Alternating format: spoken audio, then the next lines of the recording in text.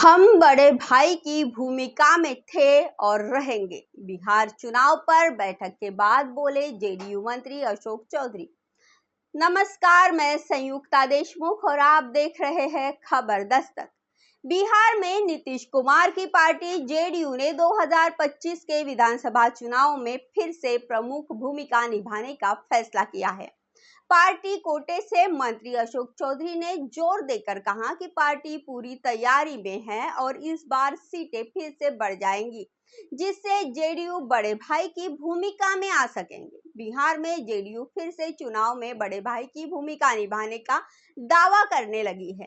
JDU की बैठक में ये महत्वपूर्ण फैसला लिया गया है। 2025 के विधानसभा चुनाव में पार्टी फिर से प्रमुख भूमिका में रहेगी। जेडीयू कोटे के मंत्री अशोक चौधरी ने बैठक के बाद इस दावे को मजबूत किया।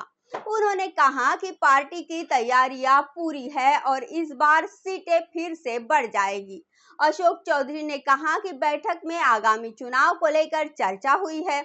हमारी तैयारी पूरी है, हम लोग फिर से बड़े भाई की भूमिका में रहेंगे, पहले भी थे और आगे भी रहेंगे। अशोक चौधरी ने कहा कि 2020 और 2024 के चुनाव में हमारी सीटें घटी थी, लेकिन इस बार के चुनाव में फिर से बढ़ेंगी। 2024 के लोकसभा चुनावों के बाद जेडीयू की सीटें घटी थी, जिसमें पार्टी छोटे भाई की भूमिका में आ गई थी। चुनाव में जेडीयू को 16 सीटें मिली, जबकि बीजेपी ने 17 सीटों पर चुनाव लड़ा। नतीजा ये हुआ कि जेडीयू ने चुनाव में 12 सीटें जीती थी। हालांकि केंद्र की सरकार बनाने में जेडीयू की अहम भूमिका होने के कारण पार्टी का कद बढ़ गया है। इसे ध्यान में रखते हुए नीतीश कुमार ने ये ठाना कि अब वे बीजेपी के सामने झुकेंगे नहीं। बैठक में निर्णय लिया गया कि 2025 के चुनाव में जेडीयू फिर से बड़े भाई की भूमिका निभाएगी। बिहार में अगले साल विधानसभा चुनाव होना है और इससे पहले जेडीयू अपनी तैयारियों में जुट गई है।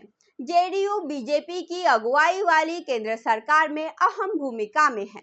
लोकसभा चुनाव में बहुमत से पिछड़ने के बाद जेडीयू का बार्गेनिंग पावर बढ़ गया है। मसलन इसकी वजह से बीजेपी को बिहार में मुश्किलों का सामना करना पड़ सकता है, जहां पार्टी लंबे समय से सत्ता में आने के जद्दोजहद में है। इस वीडियो में इतना ही। वीडियो अगर आपको अच्छी लगी हो तो शेयर कर दीजिए, हमारे चैनल खबर दस्तक को सब्सक्राइब कर दीजिए और अगर कोई सुझाव देना चाहते हैं तो कमेंट बॉक्स में आपका स्वागत है। नमस्कार।